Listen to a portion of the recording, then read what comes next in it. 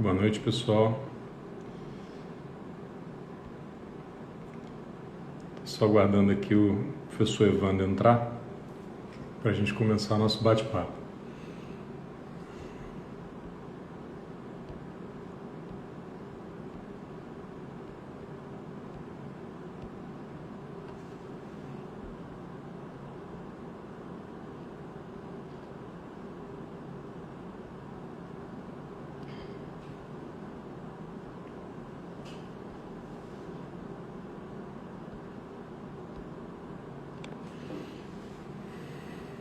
Vou dar só alguns segundos aqui para o professor Evandro entrar.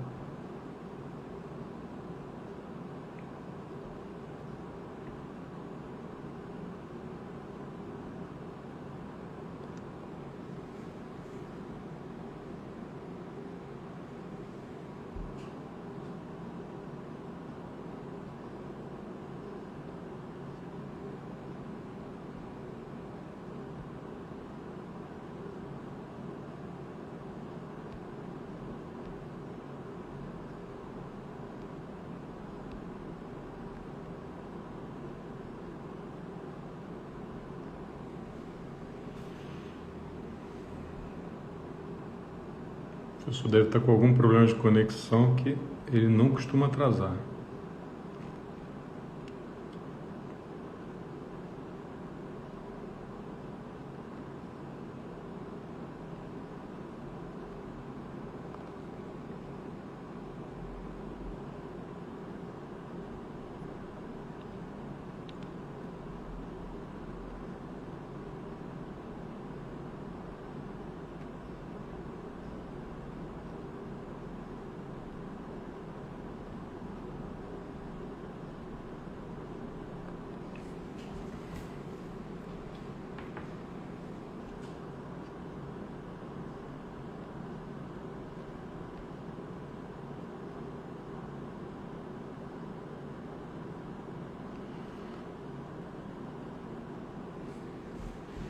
Bem, enquanto a gente espera que o professor Evandro, acredito que ele deva ter tido algum problema de conexão, primeiro agradecer a todos que estão aí com a gente, dizer que é um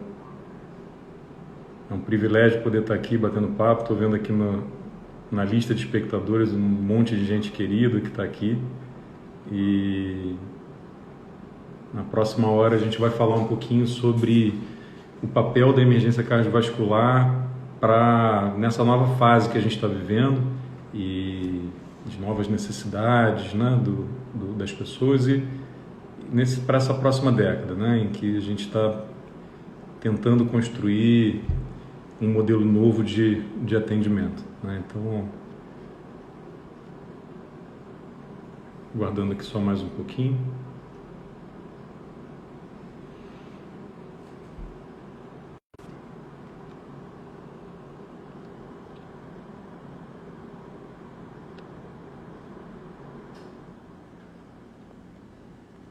Obrigado, professor Cláudio.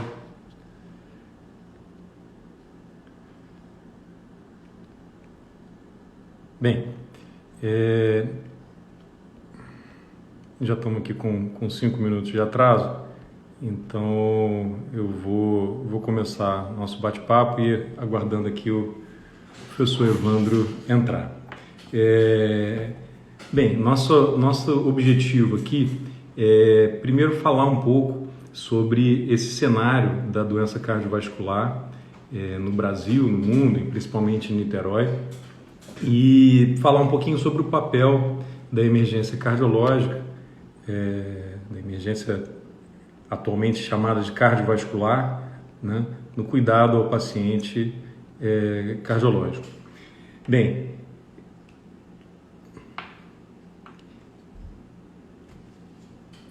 eu certamente gostaria de fazer aqui uma introdução, então peço desculpas aí pelo atraso, mas mais um minutinho só para aguardar a entrada dele.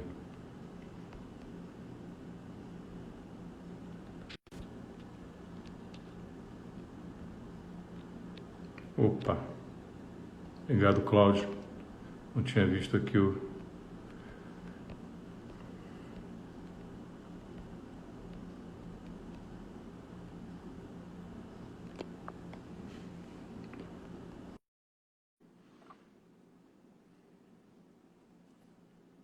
Então, deixa eu ver se eu Desculpa, professor, eu não vi que o perfil estava com a pós.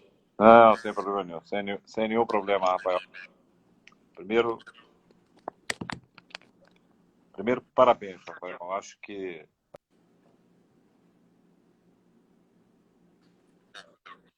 do cardiologista, né? Então, ter você nessa antivéspera do dia do cardiologista, eu acho que espelha muito uma nova geração de líderes na cardiologia. Líderes que estão comprometidos com a transformação do cuidado cardiovascular, particularmente o cuidado agudo, né? Eu gostaria muito que você falasse um pouco para a gente sobre as emergências cardiovasculares em Niterói. De que morrem as pessoas e quais as principais causas de doença cardiovascular aguda na nossa cidade. Pessoal, antes de mais nada, desculpa aí o pessoal pelo atraso e agradecer esse convite e dizer que é uma honra poder dividir esse espaço aqui contigo. Para mim, um grande privilégio. Agradecer pelo seu incentivo de frente todos os dias. Isso, para a gente, é um estímulo muito grande, né? Para tentar buscar o novo, buscar fazer diferente, porque é aquela história, as necessidades hoje da população, elas mudam de uma maneira muito mais rápida do que no passado, né? No passado, a cada 10 anos você identificava novas necessidades. Hoje, a cada 6 meses, as necessidades modificam, né? Então, acho que esse buscar o novo é um grande desafio e o senhor nos inspira a isso, então agradeço muito por esse incentivo. Nos últimos anos, a emergência cardiovascular tem sido uma das minhas paixões e isso se deve muito ao grande desafio, né? Porque as emergências cardiovasculares são as doenças cardiovasculares são a principal causa de morte, né? Isso no mundo, no Brasil, e em Niterói não é diferente. Quando a gente fala de doença cardiovascular e como causa de mortalidade, vem sempre na nossa cabeça o infarto do miocárdio, né? Que esse desafio há tanto tempo, né? Reconhecido, e o acidente vascular cerebral. Não tem dúvida que essas são duas doenças, né, que estão ali no topo das causas das doenças cardiovasculares e há muito tempo a gente vem se organizando, né, para esse atendimento. Atendimento personalizado, protocolado, desde lá da década de 80, com o surgimento das unidades de dor torácica, né, já entendendo ali que as doenças isquêmicas do coração, representado principalmente pelo infarto, era um grande desafio, que precisava de uma organização para atender, né? Os pacientes, eles têm uma gama de apresentação muito grande, a gente fala muito da dor torácica, mas o desafio ele vai além disso, o reconhecimento de sintomas muitas vezes não muito clássicos, nas mulheres, nos diabéticos. Então, essa organização, né, em protocolos, em processos para o atendimento de uma forma individualizada desses pacientes, é um desafio que a gente vem tratando aí nos últimos, pelo menos, 40 anos, né? Em Niterói, a gente tem já uma leve tendência nos últimos 10 anos de redução, né, das doenças cardiovasculares, porque a gente tem da mortalidade das doenças cardiovasculares, porque sem dúvida a gente tem um programa de enfrentamento e um desenvolvimento, né, mesmo o IDH da nossa cidade é diferenciado. Então não tem dúvida que há uma tendência, mas ainda, né, disparado, as doenças do aparelho circulatório vão estar aí na frente como causa principal de mortalidade. Eu acho que você foi muito feliz de ter colocado sobre os grandes assassinos do ponto de vista das doenças cardiovasculares, quer dizer, o infarto, o AVC. Na base disso, tem as doenças cardiometabólicas, não é? Sim. É claro que nós temos muita preocupação, não é? Porque o enfrentamento dessas doenças, quando não feitas de forma correta, é que gera um infarto, que gera uma fibrilação arterial, que gera um AVC, que gera uma insuficiência cardíaca. E nós vivemos uma epidemia de doenças cardiometabólicas, e você, que é um brilhante cardiologista clínico, que vem de uma família de dois grandes cardiologistas, a doutora Margarete e o seu pai, Ronaldo, todos nós sabemos que a população do Brasil, quase 60 milhões de pessoas foram colocadas no grupo de risco para a Covid mesmo sendo jovens, por justamente obesidade, diabetes e hipertensão arterial. Então, nós temos muito o que fazer, não é? E você chamou muito a atenção que outras doenças, não é?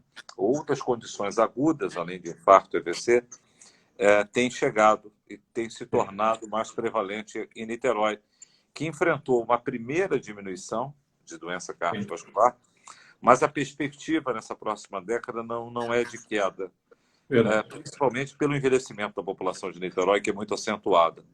Que outras condições você hoje, na sua emergência, né, também na prática de consultório, vendo também condições agudas que precisam internar, você tem vivenciado e tem, obviamente, preparado a sua unidade para esse enfrentamento?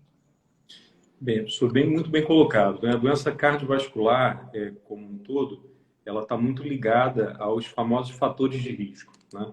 E fatores de risco são aquelas condições que aumentam a chance de você vir a desenvolver uma doença do aparelho circulatório. E a gente vive uma epidemia de obesidade, né? Eu não tenho dúvida que com o desenvolvimento vem junto hábitos muito nada saudáveis, né? Eu estava olhando que no século passado, no início do século passado, só 10% das pessoas trabalhavam sentados, né? Na verdade, hoje, 90% das pessoas trabalham sentados. Então, no nosso dia a dia, a gente vive uma epidemia de sedentarismo também, né? Então, e esse é um grande desafio, porque enfrentar esses fatores de risco, ele, na verdade, já é o foco de várias sociedades há muito tempo. E ainda assim a gente só vê o aumento, né? Eu costumo salientar, uma vez a gente estava conversando sobre a doença cardiovascular na mulher, né? E é muito interessante a gente ver que já está muito bem difundido com o combate ao câncer de mama na mulher, né? Então, você vê campanhas fantásticas, brilhantes, caminhadas, né? E, na verdade, assim, eu não estou de forma nenhuma diminuindo a importância disso, é brilhante, mas a causa principal de mortalidade na mulher é a doença cardiovascular, né? Então, eu não tenho dúvida que a gente precisa fazer, né, as mesmas campanhas, com a mesma magnitude que é feito, por exemplo, com o câncer de mama, também com a doença cardiovascular. Mas em relação à pergunta que o senhor fez, a gente, sem dúvida, o foco durante muito tempo foi no infarto e no acidente vascular cerebral, mas existem as outras doenças chamadas assassinas, né, da cardiologia, e são doenças que aumentam muito, não só com o envelhecimento da população, como com uma série de outras condições. Por exemplo, a embolia pulmonar, né? A gente tem hoje uma série de condições que a própria obesidade, o tabagismo, cirurgias, por exemplo, sem a profilaxia adequada, né? Sem a abordagem adequada, próprio, como eu falei, a imobilidade de ficar muito tempo sentado, quer dizer, o aumento das doenças oncológicas, né? Do câncer, que vem junto com o envelhecimento e com os hábitos que nós vivemos, né? Não saudáveis. Então, todas essas condições são um cenário perfeito, né, para o acontecimento das doenças das tromboses, né, que são a formação de coágulos, seja nas pernas ou mesmo nos vasos da pelve, e a sua principal complicação, né, que é a embolia pulmonar. A gente costuma dizer lá na emergência cardiológica que para fazer diagnóstico de embolia pulmonar a gente tem que sentir o cheiro dela, quer dizer, tem que ter o faro aguçado para buscar esse diagnóstico. Se ele não vier na cabeça, a gente simplesmente não faz o diagnóstico de uma condição que é de elevadíssima mortalidade, né? A gente sempre teve um olhar muito forte para o acompanhamento dos pacientes que estão internados, usando lá um anticoagulante, né, injetável para poder minimizar a formação desses coágulos durante a internação. Mas aquele paciente que busca hoje a emergência, ele tem uma incidência muito alta também da trombose e da embolia pulmonar. Nesse mesmo raciocínio, também com envelhecimento, com controle inadequado da hipertensão arterial, com colesterol elevado, vem as doenças da aorta, né?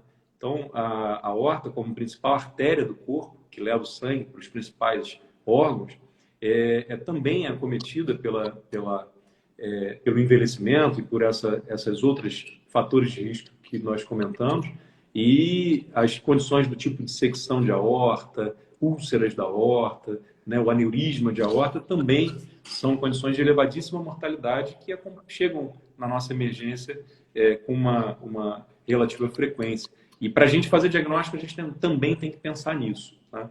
Então, durante muito tempo se falou em dor torácica, não, dor no peito pode ser um infarto. Não tem dúvida, pode ser um infarto, e o infarto tem uma elevada mortalidade. Mas pode ser mais do que isso. Né? Então, é importante a gente ter esse pensamento. Né? Frente a uma dor torácica, eu preciso correr para uma emergência. Né? Eu acho que se a gente puder passar alguma mensagem nessa live de hoje, é que o local para atendimento das urgências cardiológicas é dentro do hospital. Né? É na emergência cardiológica, onde tem um profissional capacitado, treinado para fazer esse atendimento. Né? Porque ali eu posso fazer esse diagnóstico diferencial, né? E tratar de uma forma mais rápida e mais assertiva. E aí também, se a gente for ampliar o cenário das doenças cardiológicas que procuram emergência, a gente tem cada vez mais, com o envelhecimento da população, pacientes que estão em uso de dispositivos do tipo marca-passo, aqueles desfibriladores também implantados, pacientes com arritmias. Então, a gente tem um olhar muito aguçado para a fibrilação atrial, que é uma das principais arritmias do idoso e que é um dos principais fatores para levar ao AVC. Né? Então, uma das principais causas do AVC. Então, a fibrilação atrial, e aí a gente tem uma parceria muito grande com a Nájila, que está aqui assistindo a gente e que faz um trabalho brilhante. E a gente começa a pensar, né, em aonde mais a gente pode atuar. Quer dizer, eu receber esse paciente na emergência e fazer um diagnóstico é fundamental, né? Na verdade, isso faz parte do nosso trabalho, mas hoje a gente enxerga que a gente tem que ir além disso, tem que detectar essa fibrilação atrial na comunidade. Né? Eu preciso monitorar esse paciente que tem risco para fibrilação atrial, o idoso principalmente, e fazer o diagnóstico precoce. Né? Porque, na verdade, a gente não quer tratar AVC, a gente quer prevenir o AVC. Então, essa é um dado muito importante. Né? E, ampliando ainda mais, a gente tem a síncope, que busca muito a emergência, que é o desmaio. Né? Desmaio hoje é visto como uma parte da cardiologia que precisa de um acompanhamento multidisciplinar. Né? Então, a Nájila também faz um trabalho brilhante à frente aí do nosso protocolo de síncope, que avalia os pacientes com desmaio, que pode ser desde uma condição super benigna, né? Que é aquela condição que acontece nos mais jovens, em dias mais quentes, mas pode ser também uma condição maligna, né? Uma morte súbita abortada, que a gente chama. Né? Então, é fundamental a gente estar preparado e ter um time pronto para receber esses pacientes com síncope. Bem, a gente pode passar aqui um bom tempo falando sobre essas principais doenças, né, cardiovasculares que se apresentam de forma aguda, mas essas eu acredito que seriam as principais. Bem, é muito interessante porque o cardiologista e a cardiologia venceram uma série de modelos de doenças cardiovasculares agudas nas últimas 2 décadas. Não é? Quer dizer, hoje reduz o número de infartos supra de ST, de trombose, que leva a infarto, não é? Que é aquele que normalmente levava o paciente à sala de hemodinâmica. Isso tem reduzido, tem surgido mais um infarto sem supra. Tem as crises hipertensivas, hoje estão muito bem controladas nos consultórios médicos e também os médicos de família. Acho que esse também tem sido um sucesso na cidade de Niterói, o papel desses médicos. E hoje eles começam a chegar ao sistema privado, que é um avanço, e eles são uma grande díade com o cardiologista. Então, esse vai ser um novo papel do cardiologista, não só lidar com equipe multidisciplinar, mas interagir com médicos de família cada vez mais. Mas eu queria fazer um breve intervalo com você e falar um pouco sobre o coronavírus. Você teve um papel brilhante, não é? Treinando os emergencistas e, obviamente, trabalhando em parceria, não é, com o Alex na emergência geral do CHN, no momento que estava tudo praticamente uma grande epidemia de Covid, de casos agudos de insuficiência respiratória, e você viu a reconversão de várias unidades em unidades de terapia intensiva Covid. E muitos pacientes ficaram assustados de voltar aos hospitais, não é? Então, eu queria que você falasse um pouco daquele pancadão, né? Como é que foi o que aconteceu e o que você aprendeu ali. E esse novo momento que a gente tem que atrair os pacientes de volta ao seu cuidado e se realmente há muito medo, né, de contrair Covid, principalmente as pessoas idosas, né? Você sabe que recentemente eu fiz 59 anos e 12 meses. Né? Então a gente, não é? Só vou comemorar, Rafael, quando acabar a pandemia. Espero que eu possa fazer isso em breve. Mas as pessoas ficaram com medo. Né? E o que você construiu, o que você pode dizer para as pessoas, o que você pode oferecer para esse grupo de risco, que são os cardiopatas, as pessoas com a faixa de idade acima dos 60 anos, e, obviamente, você explicar um pouco para a gente aquele momento mais importante. E também, um terceiro ponto foi a síndrome do coração partido, que também aconteceu, né, durante essa pandemia em pessoas com Covid e sem Covid. E, recentemente, uma paciente sua foi notícia num grande jornal, telejornal. E o que você aprendeu? Então, uma pergunta, aliás, 3 perguntas em uma, para você poder se explicar. Vamos lá. Professor, não tem dúvida que foi um grande desafio, né? A gente viveu, alguns meses atrás, um momento muito crítico, né? Foi um desafio para todos nós, porque a gente estava diante do novo, né? E ali a gente precisava aprender num tempo recorde a lidar com uma situação extremamente desafiadora. E aqui eu preciso fazer um parêntese para dizer a importância da gente ter por trás da gente uma estrutura como a do CHN. Né? A gente tem um time de diretores, né? Paulo César, Torailson, Marcelo, que foram incansáveis nesse período em tentar tornar o atendimento seguro. E isso fez toda a diferença para o nosso trabalho, não tem dúvida disso. Enfim, isso para a gente é motivo de muito orgulho poder trabalhar numa estrutura como essa. E lá, naquele momento inicial, realmente foram dias difíceis, né? Então, chegaram pacientes muito graves, houve um entendimento no primeiro momento que precisávamos montar uma estrutura fora do hospital para o atendimento desses pacientes, para tentar minimizar, né, o número de pacientes circulantes com suspeita de Covid dentro da estrutura hospitalar. Eu acho que isso foi uma medida acertada. Não tem dúvida que, do ponto de vista logístico, um grande desafio, né, ter esse atendimento fora da estrutura hospitalar, mas a gente conseguiu. E ali, naquele momento, a gente chegou a ter mais de 150 pacientes atendidos com suspeita por dia nessa estrutura. Sem dúvida, ali a gente entendeu que a gente estava diante de uma doença extremamente desafiadora, mas eu não tenho dúvida que vieram lições muito importantes, né? O time se fortaleceu como nunca, se uniu como nunca, né? E dali a gente tirou... a gente conseguiu acelerar uma série de processos que a gente já entendia que eram importantes. O professor costuma sempre dizer isso para a gente, né? O Covid, a pandemia, acelerou a nossa linha do tempo, né? O nosso tempo. E foi o que aconteceu, né?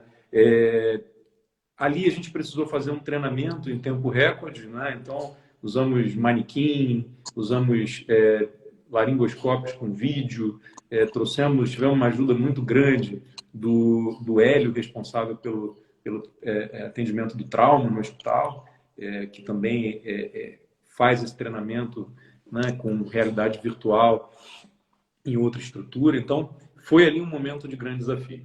E de lá para cá, muita coisa mudou, né? A gente sabe, sem dúvida, que a gente pode afirmar que a gente está diante de um novo momento, né? Os pacientes reduziram. Hoje a gente tem um número constante, muito menor de atendimentos.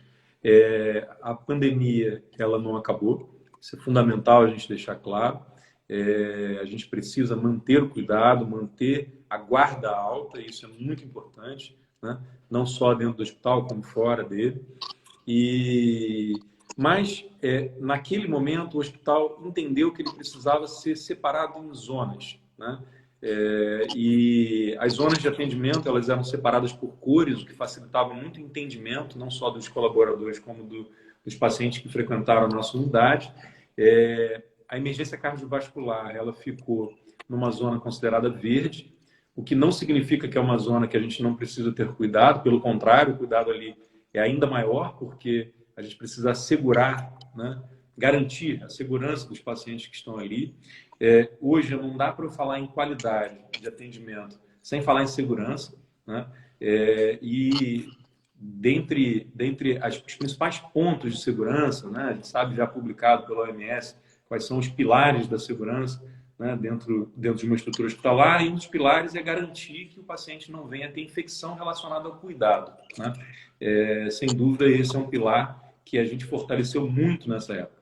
E aí, ter por trás uma estrutura de um hospital acreditado, né, que já passou por diversos processos de acreditação internacional canadense, a ONA, a certificação das emergências. A gente foi o primeiro hospital a ter o selo de distinção das emergências. Isso foi um grande ganho, e tivemos aí o Alex à frente, o Alex, o chefe da emergência geral, à frente, né, desse processo.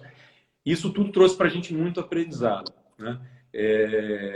Bem, ali naquele momento a gente entendeu que a unidade cardiovascular, né, a emergência cardiovascular, era capaz de atender aqueles pacientes, inclusive imunossuprimidos, né? Então, passamos a atender aqueles pacientes oncológicos que estavam em quimioterapia, os neurológicos. A gente abraçou esse grupo de pacientes para tentar garantir a eles segurança, né? E esse aprendizado ele continua, né? É um grande desafio. A nossa emergência ela tem um leito de isolamento respiratório. A primeira barreira é a triagem. Então, eu não posso aqui deixar de enaltecer o trabalho da enfermagem. Os enfermeiros tiveram um grande desafio em entender como que funcionava, né, essa separação do atendimento. O nosso hospital tem uma triagem muito forte, né, e a gente tem um trabalho, né, nos últimos anos de criação de um protocolo próprio de triagem, e elas tiveram que aprender, né, eles tiveram que aprender como lidar com esse novo momento, né? Então, depois daquela primeira barreira, que era a triagem, a gente tinha a barreira do próprio atendimento. Por quê? O Covid, a gente sabe que tem múltiplas formas de apresentação. Então, para a gente garantir ainda mais a segurança, na unidade de cardiovascular, a gente tem um leito de isolamento respiratório, né, ali com pressão negativa. Então, se porventura o paciente não tivesse sido identificado no primeiro momento, ele era rapidamente alocado no leito de isolamento respiratório e transferido para as unidades de atendimento ao Covid. Então, foi isso que a gente fez. É sabido, né, que, infelizmente, durante a pandemia, a gente teve um aumento aí de 50% na mortalidade por doenças cardiovasculares. Isso é para a gente uma tristeza muito grande, porque a gente sabe que as doenças cardiovasculares não diminuíram durante esse período. Pelo contrário, as pessoas passaram a ter os seus problemas e não vir para o hospital por medo, né? E isso assim, é mais uma mensagem que, se ficar aqui, valeu a pena esse bate-papo, né? Eu costumo dizer que o hospital, né, mesmo nos setores Covid, né, ele é mais seguro do que você ir ao supermercado. Pode ser que nem todos concordem com essa minha fala, mas eu tenho reforçado essa fala. Por quê? Dentro do hospital você tem um grupo preparado para o atendimento e para a diferenciação dos casos, né? Não é um termômetro na testa que vai garantir que você está num ambiente seguro, é muito mais do que isso, não é isso? Então, o hospital, acho que ele tem esse papel e de garantir a segurança e o cuidado dos pacientes. A gente teve casos muito tristes, sabe, professor? Me vem 2 casos aqui à mente. Uma de uma jovem, na casa dos 30 e poucos anos, que tinha uma doença hematológica, uma doença do sangue, né? E que, por conta dessa doença, ela teve um acidente vascular cerebral, um AVC. E, infelizmente, essa paciente chegou para a gente com 3 dias de sintomas. momento em que já não tinha mais o que fazer por ela. E uma paciente absolutamente jovem, com uma vida pela frente, em que a gente tinha toda a estrutura, tanto de preparo de pessoas treinadas, como equipamentos de última geração, tecnologia de ponta, para salvar essa paciente e que ela pudesse ter uma vida normal se ela chegasse ali nas primeiras horas dos sintomas. Infelizmente, com 3 dias depois, a gente tem que fazer prescrição de fisioterapia enfim, extensão de um cuidado que já de um problema irreversível. O mesmo aconteceu com essa paciente que o senhor comentou, da síndrome do coração partido. Na verdade, essa com um desfecho muito melhor, mas que foi uma paciente querida de consultório, que teve, após um estresse emocional, uma dor torácica, na verdade, um cansaço intenso, né? Até mais chamou a atenção o cansaço, e não quis ir ao hospital no primeiro dia, foi ao hospital só no terceiro dia. E ali ela fez o diagnóstico do que a gente chama da síndrome do coração partido, que é um outro grande desafio. A síndrome do coração partido ela aumentou muito durante a pandemia. Você tem uma série de relatos na literatura, né, de aumento não só pelo Covid, mas também relacionado a todo o estresse, né, que a população está vivendo frente à pandemia. É uma doença ligada ao estresse, à liberação de adrenalina e com uma mortalidade muito grande, né? No caso dessa paciente, o desfecho foi ótimo, ela conseguiu recuperou o problema e depois foi apresentar lá na TV, no telejornal, com o objetivo de passar essa mensagem, levar essa mensagem para as pessoas. Quer dizer, se você tiver um problema, vá ao hospital, procure o lugar mais preparado para te atender, né? Felizmente, o desfecho foi favorável, mas poderia não ter tido. Poderia ter tido um desfecho desfavorável antes mesmo de procurar o hospital. A gente já vem observando uma melhora, né? Os pacientes estão voltando a procurar o hospital. Eu acho que o trabalho de divulgação desse zoneamento foi fundamental. As pessoas entenderam, né, que ali era um ambiente seguro para eles serem atendidos, mas esse é, sem dúvida, um desafio diário, né? O nosso grande trabalho, e aí quando eu falo nosso, eu sei que aqui no grupo tem vários cardiologistas também participando, vários outros profissionais multidisciplinares, enfermeiros, né, fisioterapeutas, e o nosso papel é levar a informação, né? Informação aos nossos pacientes, informação à população. E entender que o Covid é perigoso, eu não tenho dúvida que sim. É um grande desafio, eu não tenho dúvida que sim. Mas as outras doenças continuam, professor. E a doença cardiovascular, ela continua sendo a principal causa de morte na nossa população. Bem, eu fico muito feliz com esse relato que você trouxe para a gente dos seus aprendizados da crise, não é? E a sua forma de agradecer a direção do hospital, agradecer a qualidade, o setor de qualidade da instituição, agradecer o setor fundamental de infectologia, não é? Os médicos, enfermeiros e profissionais das terapias intensivas tiveram um papel fundamental junto com os emergencistas. Essa pandemia ela nos ensinou algumas coisas, sabe, Rafael? Muito interessante. Você falou da mudança das doenças cardiovasculares, não é? E foi mudando ao longo do tempo. E a gente foi mudando também a visão e alguns estigmas, não é? Antigamente, a gente tinha a visão que, não sei se é verdade ou não, as mulheres tinham temor de barata. E eu vi nessa pandemia as mulheres corajosamente, médicas, enfermeiras, fisioterapeutas, esmagando o vírus, né? Não vi desespero, eu vi enfrentamento, né? Foi assim uma grande transformação das lideranças femininas na saúde, né? Enfrentaram e obviamente deram para os homens uma lição muito clara, né?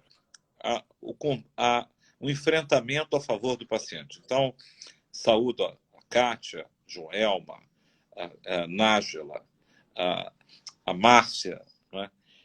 A Débora, a Alessandra, Marcela e todas as pessoas que, direto ou indiretamente, enfrentaram essa pandemia, não que não tivesse o temor, né?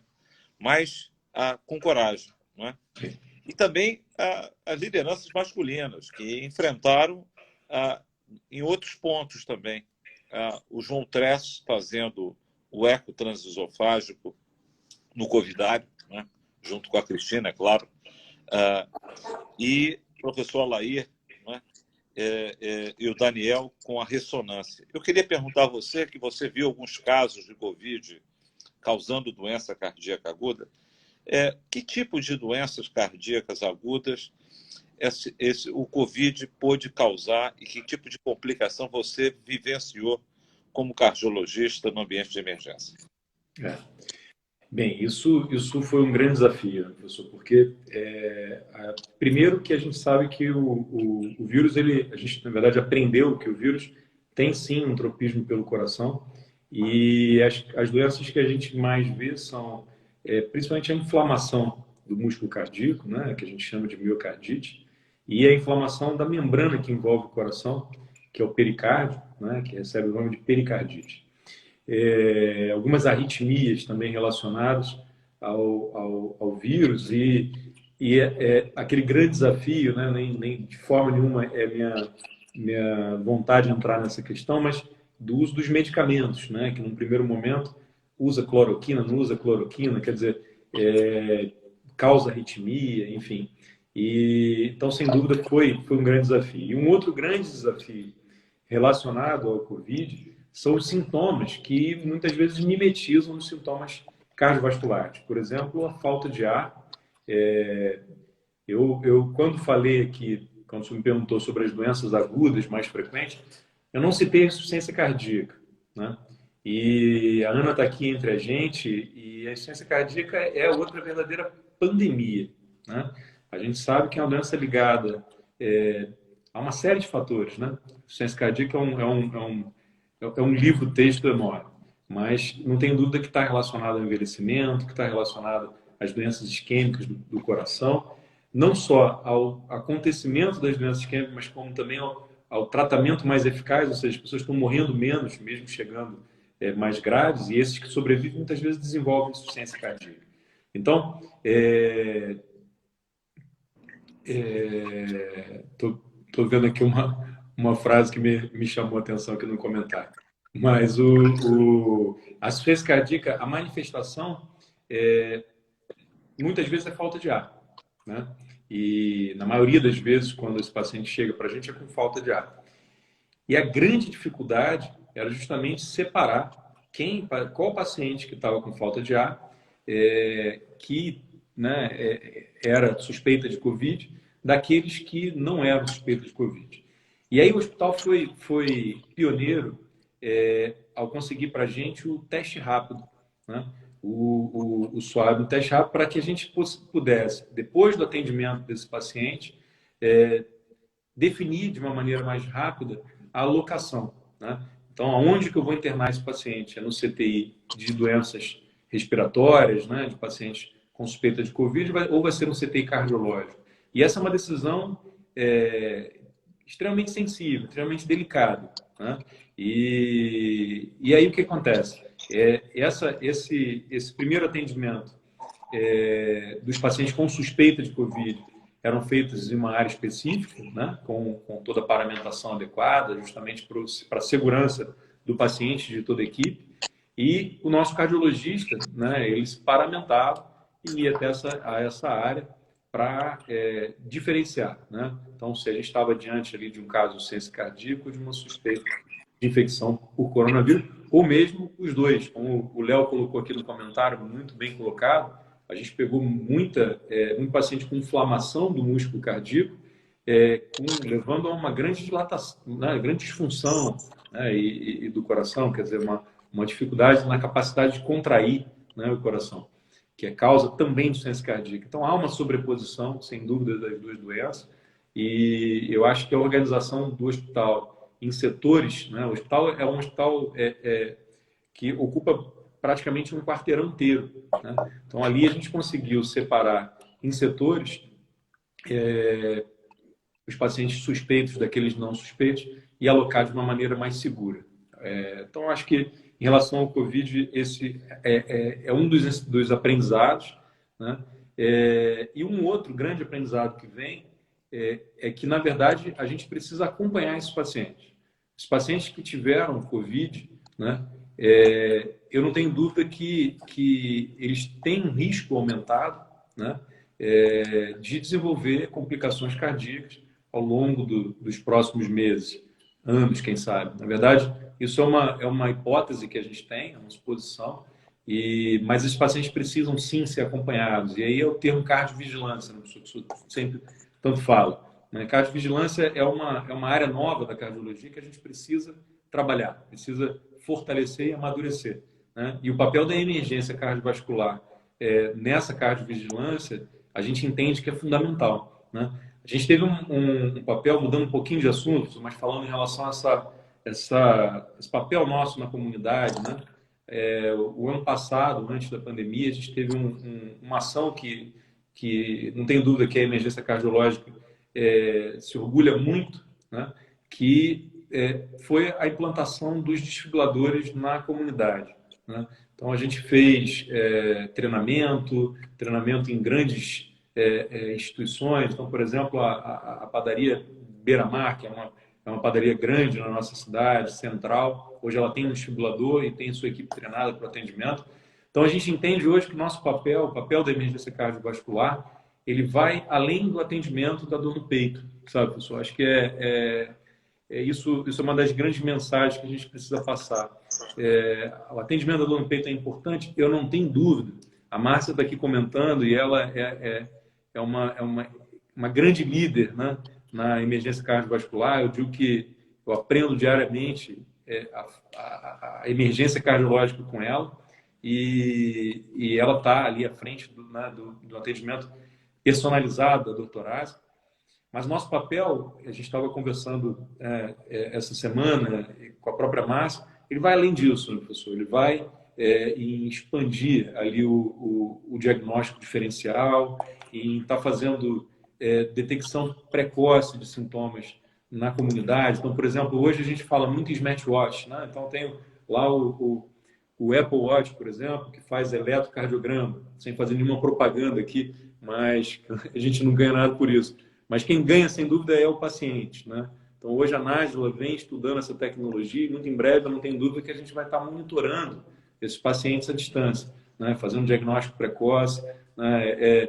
Oferecendo à população o acesso ao desfibrilador na comunidade. Então, hoje a gente já tem em 2 grandes academias, num clube. Muito em breve, a gente espera poder ter em lugares de maior circulação ainda, como as barcas, como o terminal rodoviário. É um sonho, aqui eu estou compartilhando um sonho, mas que eu não tenho dúvida que é um sonho possível. Né? Mas ele só é possível a partir do momento que a gente entende que o nosso papel vai além do atendimento do paciente na fase hiperaguda. Né? Para isso, a gente, sem dúvida, tem o time certo, né? O time preparado e, sem dúvida, a emergência pautada em segurança. Eu acho que esse é o grande mantra nosso. Né? Mas esse papel que vai além, que vai na comunidade, que atua na comunidade, que atua em prevenção, em treinamento, em detecção precoce, acho que é o grande desafio aí da próxima década, se assim a gente pode dizer. Bem, nós estamos caminhando para os últimos 15 minutos. Né? Seguramente foi muito rico o que você trouxe aqui, né? E pautou, né? Trazendo aquilo que aprendeu na pandemia. Todos nós, médicos, tivemos que aprender a tolerar a incerteza e valorizar a incerteza. Né? A cada minuto aparece uma droga mágica, uma solução mágica, e, obviamente, ter respeito ao método científico, fazer as coisas em cima de protocolos, é algo que a gente aprendeu a respeitar e tolerar a incerteza. E a outra coisa, além da ciência e da incerteza, é justamente a inovação, as capacidades dinâmicas adaptativas. Os hospitais, como um todo, eles deixaram para trás o medo de inovar, o medo de enfrentar aquilo que poderia impedir a inovação. Os comportamentos tóxicos anti-inovação, eles vão sendo banidos. O enfrentamento e romper uma visão de determinados credos ou vacas sagradas, que a gente nunca pensou em mudar, não é? E em acreditar que os hospitais teriam que se reinventar e se aproximar da casa dos pacientes, telemedicina, telemonitoramento, medicina digital, levar para colher exame na casa do paciente, fazer exame, não é? Porque a população, principalmente muitas pessoas que vivem em hospice, em casas, em asilos, que precisam ter cuidados e minimizar o risco, obviamente, do deslocamento, né? Isso é óbvio que é uma necessidade. Os hospitais estão tendo que se reinventar e valorizar aquilo que você aprendeu e fez nessa crise por coronavírus. Seus filhos ainda são jovens, mas um dia eles vão sentar com você e vão perguntar assim: papai, o que você fez naquela pandemia, né, de 2020 e aquilo que você não fez? Aquilo que você não fez, com certeza, não vai ser uma história a ser contada, mas aquilo que você fez, sim. E eu queria que você pudesse, né, nos próximos 10 minutos, você falasse o que você preparou de presente, de inovação de processos e que você concretizou isso numa caneca e você nos explicasse o que a partir de amanhã, né, na sessão científica do CHN, Cardiologia Especial, no Dia do Cardiologista, você vai estar apresentando para a comunidade cardiológica da nossa cidade, do nosso estado. Com você, Rafael. Bem, professor, a inovação é o grande desafio, mas ao mesmo tempo eu acho que é o que nos move, né? Inovar, para mim, se a gente não inovar, a gente não se sustenta, né? Então, a sustentabilidade do cuidado, ela passa pela inovação. E a gente tem uma ideia de inovação pensando em nova tecnologia, né? Inovação pensando em comprar a máquina mais moderna e adquirir aquele medicamento que ainda está em teste, aquele biomarcador que saiu ontem e que acabou de chegar ao Brasil. Mas, na verdade, o que a gente vai entendendo por inovação é você, na verdade, utilizar, né, recursos que você já tem, né, para fazer melhor, de forma ordenada. Então, inovar nem sempre significa construir tijolo, parede, enfim, mudar a estrutura física, mas não tem dúvida mudar a estrutura organizacional, né? Então, hoje a gente entende que um modelo de cuidado centrado no paciente, né, e não na doença, centrado nos problemas que o paciente nos traz, né, de uma forma personalizada, né, entendendo que cada paciente é um. Mas que por trás disso tem uma organização de um processo de cuidado, né? Durante muito tempo a gente teve muito medo de falar de gestão, né? Gestão era uma palavra que enfim, afugentava o médico. Hoje a gente entende que aprender gestão é fundamental para a nossa vida, né? Para a nossa vida pessoal, para a nossa vida profissional. E foi fazendo gestão que a gente aprendeu que acompanhar os indicadores, acompanhar o desfecho daquilo que a gente faz, né, é o que vai fazer a diferença. Então, não adianta eu estar, por exemplo, prescrevendo o medicamento A ou B e achando que esse paciente está recebendo o melhor cuidado se eu não acompanho, eu não sei o que está acontecendo com ele, né? Então, foi pensando nesse modelo de cuidado e trazendo um pouco de um modelo de muito sucesso, que foram as unidades de dor torácica, né? Em 1982 elas foram criadas, visando tratar justamente um grande problema de saúde pública, que eram os infartos, né? Infarto, angina, dor no peito. E as unidades de dor torácica mudaram a história do atendimento do infarto. Como o senhor falou, hoje pouco se morre de infarto. Cada vez menos as pessoas chegam ao hospital com infarto. Ainda é uma doença muito importante, como a gente falou, está entre as principais causas de morte, mas houve uma grande redução, sem dúvida, pela melhora do cuidado. E foi usando esse modelo de unidade de dor torácica e também entendendo que a gente precisava se transformar para cuidar melhor desses pacientes que chegavam até a gente, que a gente expandiu o conceito das unidades especializadas. Então, hoje, eu não vou me ater a fundo nisso, mas amanhã, no dia do cardiologista e um dia que a SBC comemora seu aniversário, a gente vai lançar essa que vai ser, eu trouxe aqui o modelo, né? Que vai ser a caneca da nova emergência cardiológica, e aqui mostrando o grupo de unidades, bem, em que cada unidade tem o seu protocolo estabelecido, tem o seu processo estabelecido. E a organização do cuidado em saúde, ele junta, né, conforme uma fala do Clemente, que o senhor me passou há um tempo atrás e que muito me marcou, a inovação ela junta pessoas especializadas com processos bem definidos e bem trabalhados, organizados, com acesso à tecnologia. Só a tecnologia não salva a vida, só pessoas também não, se ele não tem um processo organizado, né? Então, é o conjunto desses três vertentes que, sem dúvida, vai mudar, vai transformar o cuidado. Então, é isso, pessoal. A gente vem trabalhando nesse conceito. Eu não tenho dúvida que algumas unidades são mais maduras do que outras. A unidade torácica, com a Márcia à frente há muitos anos e ditando esse cuidado, é uma unidade absolutamente madura. Hoje, a gente tem muito orgulho de dizer, né, que o hospital ele tem um cuidado no infarto agudo extremamente eficaz, né? A gente conta, como eu falei aqui em indicadores, a gente conta o tempo do início do atendimento até o momento em que eu resolvo, lá, levando o paciente para a hemodinâmica, fazendo cateterismo, com a nossa equipe do Falcão, do Valdir. Então, a gente conta esse tempo.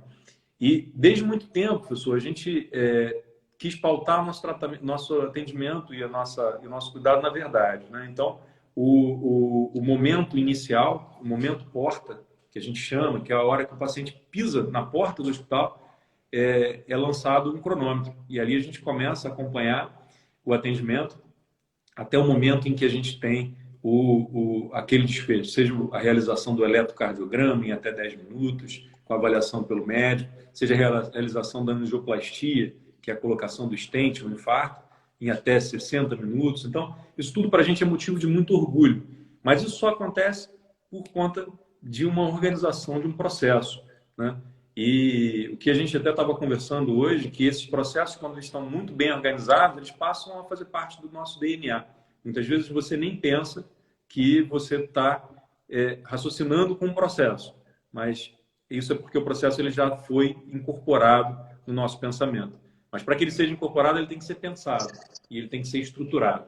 Então, essa é a ideia, né? A gente organiza o cuidado hoje em processos, traz para perto da gente as melhores pessoas. Então, a gente tem profissionais de excelência em cada uma dessas vertentes e traz as melhores tecnologias. Então, hoje a gente tem disponível no hospital, não tem dúvidas, as tecnologias de última geração para tratar dos pacientes cardiovasculares e as melhores pessoas. E só para a gente concluir, está chegando já ao final, o senhor comentou sobre o grande desafio da telemedicina, né? A gente passou a acompanhar os pacientes nesse período, depois da alta, por telemedicina.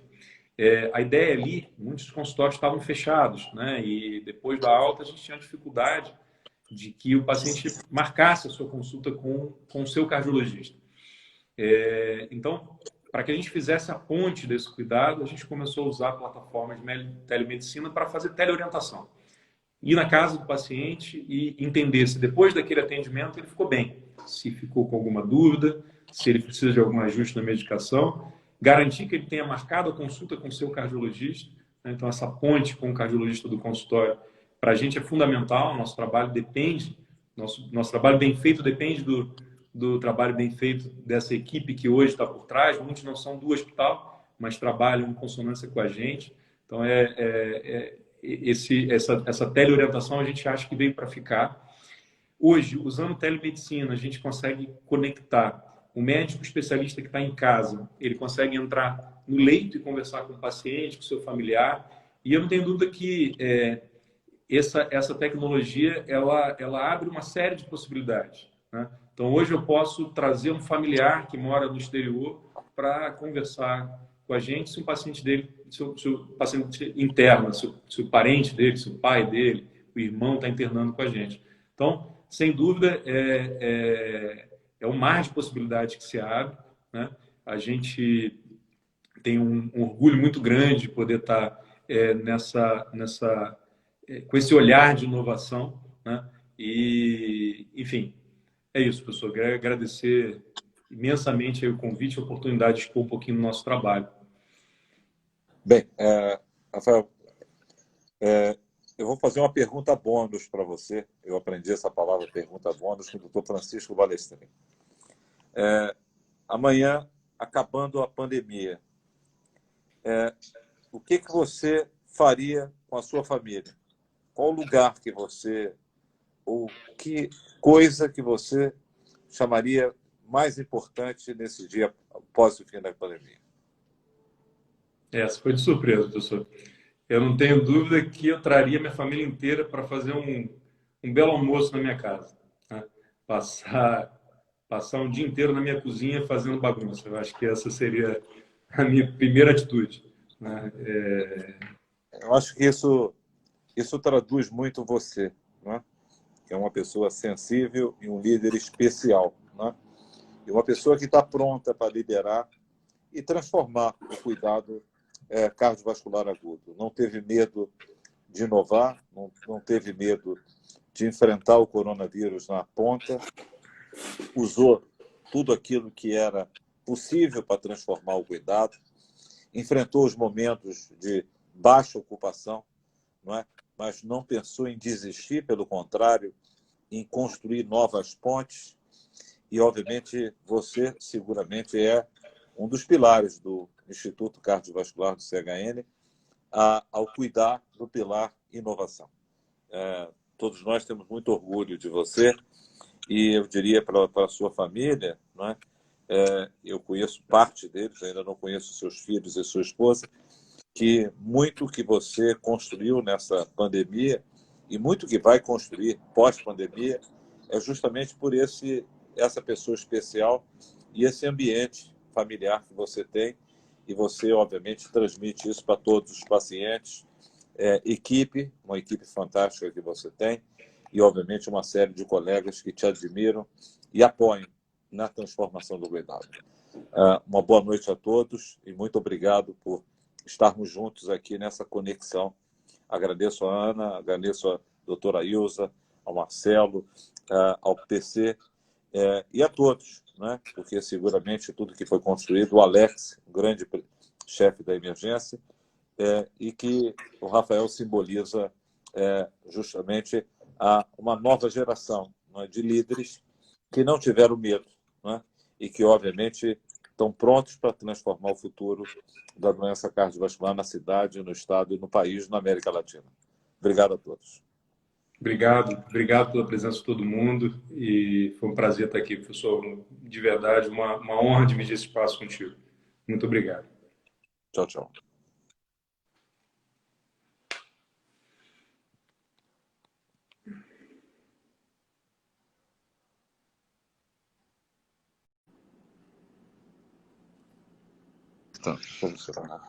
Desculpa, professor, eu não vi que o perfil estava com a pós. Não, sem problema nenhum. Sem nenhum problema, Rafael. Primeiro, parabéns, Rafael. Eu acho que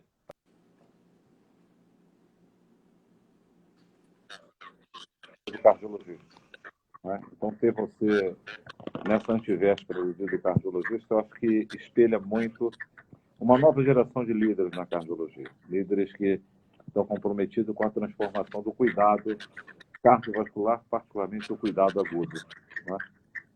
Eu gostaria muito que você falasse um pouco para a gente sobre as emergências cardiovasculares em Niterói.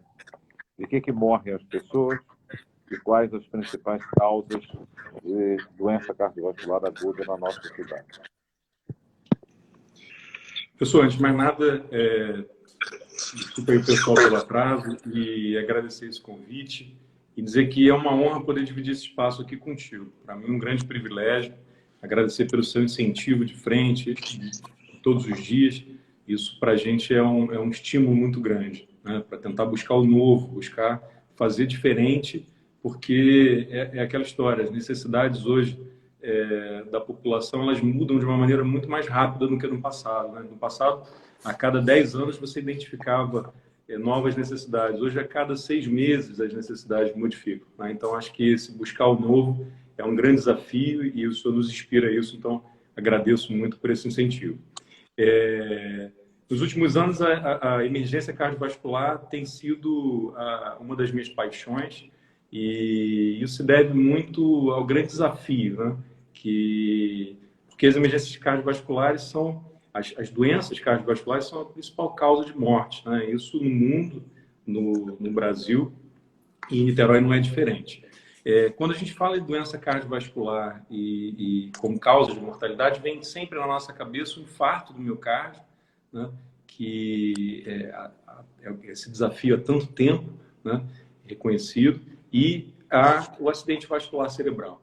Não tem dúvida que essas são duas doenças, né, que estão ali no topo das causas das doenças cardiovasculares e há muito tempo a gente vem se organizando, né, para esse atendimento. Atendimento personalizado, protocolado, desde lá da década de 80, com o surgimento das unidades de dor torácica, né, já entendendo ali que as doenças isquêmicas do coração, representado principalmente pelo infarto, era um grande desafio, que precisava de uma organização para atender, né? Os pacientes, eles têm uma gama de apresentação muito grande, a gente fala muito da dor torácica, mas o desafio ele vai além disso, o reconhecimento de sintomas muitas vezes não muito clássicos, nas mulheres, nos diabéticos. Então, essa organização, né, em protocolos, em processos para o atendimento de uma forma individualizada desses pacientes, é um desafio que a gente vem tratando aí nos últimos, pelo menos, 40 anos, né?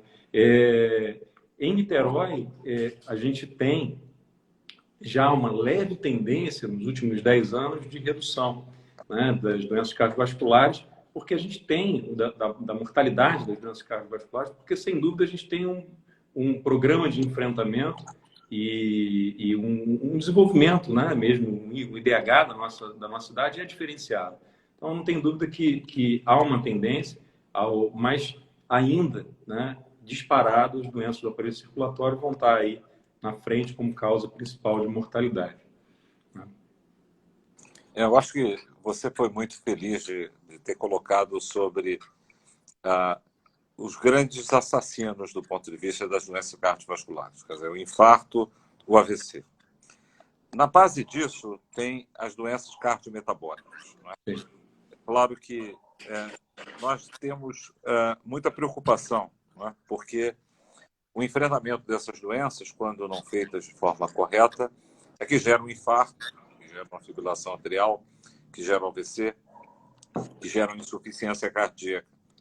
E nós vivemos uma epidemia de doenças cardiometabólicas, e você, que é um brilhante cardiologista clínico, que vem de uma família de dois grandes cardiologistas, a doutora Margarete e o seu pai Ronaldo, todos nós sabemos que a população do Brasil, quase 60 milhões de pessoas foram colocadas no grupo de risco para a Covid, mesmo sendo jovens, por justamente obesidade, diabetes e hipertensão arterial. Então, nós temos muito o que fazer, não é? E você chamou muito a atenção que outras doenças, não é? Outras condições agudas, além de infarto e AVC, têm chegado e têm se tornado mais prevalente em Niterói, que enfrentou uma primeira diminuição de doença cardiovascular, mas a perspectiva nessa próxima década não é de queda, principalmente pelo envelhecimento da população de Niterói, que é muito acentuada. Que outras condições você hoje, na sua emergência, né, também na prática de consultório, vendo também condições agudas que precisam internar, você tem vivenciado e tem, obviamente, preparado a sua unidade para esse enfrentamento? Bem, muito bem colocado, né? A doença cardiovascular, como um todo, ela está muito ligada aos famosos fatores de risco, né?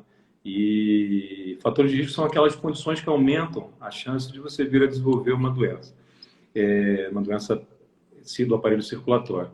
E a gente vive uma epidemia de obesidade, né? Eu não tenho dúvida que com o desenvolvimento vem junto hábitos muito nada saudáveis, né? Eu estava olhando que no século passado, no início do século passado, só 10% das pessoas trabalhavam sentados, né? Na verdade, hoje, 90% das pessoas trabalham sentados. Então, no nosso dia a dia, a gente vive uma epidemia de sedentarismo também, né? Então, e esse é um grande desafio, porque enfrentar esses fatores de risco, ele, na verdade, já é o foco de várias sociedades há muito tempo. E ainda assim a gente só vê o aumento, né? Eu costumo salientar, uma vez a gente estava conversando sobre a doença cardiovascular na mulher, né? E é muito interessante a gente ver que já está muito bem difundido com o combate ao câncer de mama na mulher, né? Então, você vê campanhas fantásticas, brilhantes, caminhadas, né?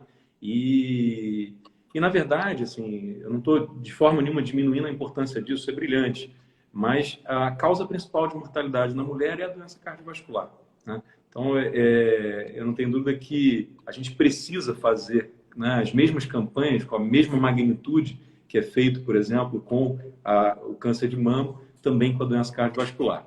Mas em relação à pergunta que o senhor fez, a gente, sem dúvida, o foco durante muito tempo foi no infarto e no acidente vascular cerebral, mas existem as outras doenças chamadas assassinas, né, da cardiologia, e são doenças que aumentam muito, não só com o envelhecimento da população, como com uma série de outras condições. Por exemplo, a embolia pulmonar, né? A gente tem hoje uma série de condições que a própria obesidade, o tabagismo, cirurgias, por exemplo, sem a profilaxia adequada, né? Sem a abordagem adequada, próprio, como eu falei, a imobilidade de ficar muito tempo sentado, quer dizer, o aumento das doenças oncológicas, né? Do câncer, que vem junto com o envelhecimento e com os hábitos que nós vivemos, né? Não saudáveis. Então, todas essas condições são um cenário perfeito, né, para o acontecimento das doenças das tromboses, né, que são a formação de coágulos, seja nas pernas ou mesmo nos vasos da pelve, e a sua principal complicação, né, que é a embolia pulmonar. A gente costuma dizer lá na emergência cardiológica que para fazer diagnóstico de embolia pulmonar, a gente tem que sentir o cheiro dela. Quer dizer, tem que ter o faro aguçado para buscar esse diagnóstico. Se ele não vier na cabeça, a gente simplesmente não faz o diagnóstico de uma condição que é de elevadíssima mortalidade, né? A gente sempre teve um olhar muito forte para o acompanhamento dos pacientes que estão internados, usando lá um anticoagulante, né, injetável para poder minimizar a formação desses coágulos durante a internação. Mas aquele paciente que busca hoje a emergência, ele tem uma incidência muito alta também da trombose e da embolia pulmonar. Nesse mesmo raciocínio, também com envelhecimento, com controle inadequado da hipertensão arterial, com colesterol elevado, vem as doenças da aorta, né? Então, a aorta, como principal artéria do corpo, que leva o sangue para os principais órgãos, também acometida pelo envelhecimento e por essas outras fatores de risco que nós comentamos, e as condições do tipo de secção de aorta, úlceras da aorta, né, o aneurisma de aorta também são condições de elevadíssima mortalidade que chegam na nossa emergência com uma relativa frequência. E para a gente fazer diagnóstico, a gente também tem que pensar nisso, tá? Então, durante muito tempo se falou em dor torácica, não, dor no peito pode ser um infarto, não tem dúvida, pode ser um infarto, e o infarto tem uma elevada mortalidade, mas pode ser mais do que isso, né? Então, é importante a gente ter esse pensamento, né? Frente a uma dor torácica, eu preciso correr para uma emergência, né? Eu acho que se a gente puder passar alguma mensagem nessa live de hoje, é que o local para atendimento das urgências cardiológicas é dentro do hospital, né? É na emergência cardiológica, onde tem um profissional capacitado e treinado para fazer esse atendimento, né? Porque ali eu posso fazer esse diagnóstico diferencial, né? E tratar de uma forma mais rápida e mais assertiva. E aí também, se a gente for ampliar o cenário das doenças cardiológicas que procuram emergência, a gente tem cada vez mais, com o envelhecimento da população, pacientes que estão em uso de dispositivos do tipo marca-passo, aqueles desfibriladores também implantados, pacientes com arritmias. Então, a gente tem um olhar muito aguçado para a fibrilação atrial, que é uma das principais arritmias do idoso e que é um dos principais fatores para levar ao AVC, né? Então, uma das principais causas do AVC. Então, a fibrilação atrial, e aí a gente tem uma parceria muito grande com a Nájila, que está aqui assistindo a gente e que faz um trabalho brilhante. E a gente começa a pensar, né, em aonde mais a gente pode atuar. Quer dizer, eu receber esse paciente na emergência e fazer um diagnóstico é fundamental, né? Na verdade, isso faz parte do nosso trabalho, mas hoje a gente enxerga que a gente tem que ir além disso, tem que detectar essa fibrilação atrial na comunidade, né? Eu preciso monitorar esse paciente que tem risco para fibrilação atrial, o idoso principalmente, e fazer o diagnóstico precoce, né? Porque, na verdade, a gente não quer tratar AVC, a gente quer prevenir o AVC. Então, essa é um dado muito importante, né? E ampliando ainda mais, a gente tem a síncope, que busca muito a emergência, que é o desmaio, né?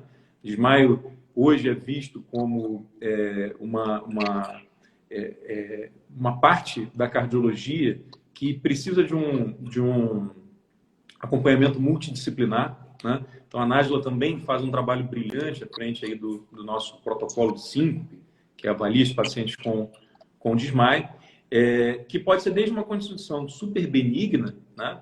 Que é aquela condição que acontece nos mais jovens, em dias mais quentes, mas pode ser também uma condição maligna, né? Uma morte súbita abortada, que a gente chama, né? Então, é fundamental a gente estar preparado e ter um time pronto para receber esses pacientes com síncope. Bem, a gente pode passar aqui um bom tempo falando sobre essas principais doenças, né, cardiovasculares que se apresentam de forma aguda, mas essas eu acredito que seriam as principais.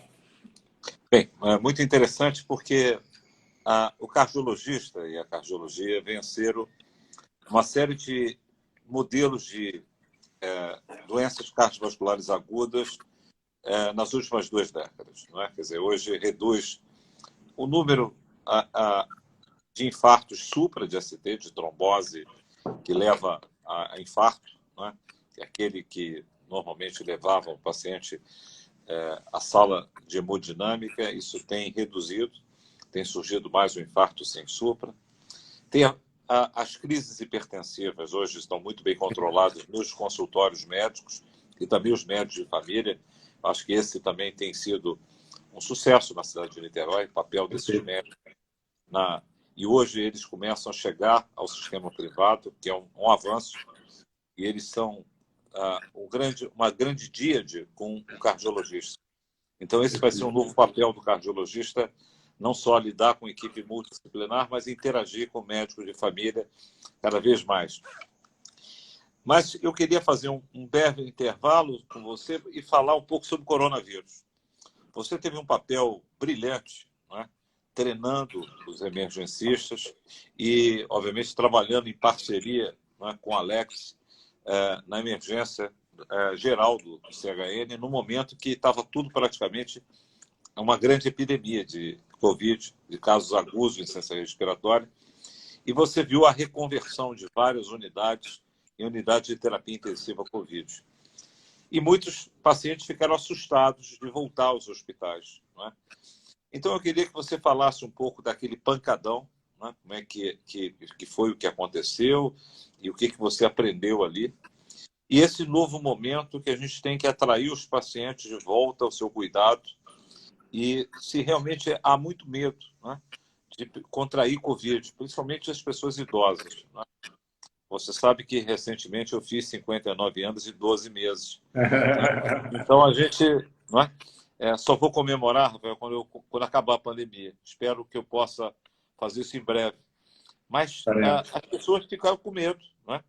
E o que você construiu? O que você pode dizer para as pessoas? O que você pode oferecer para esse grupo de risco, que são os cardiopatas, as pessoas com a faixa de idade acima dos 60 anos.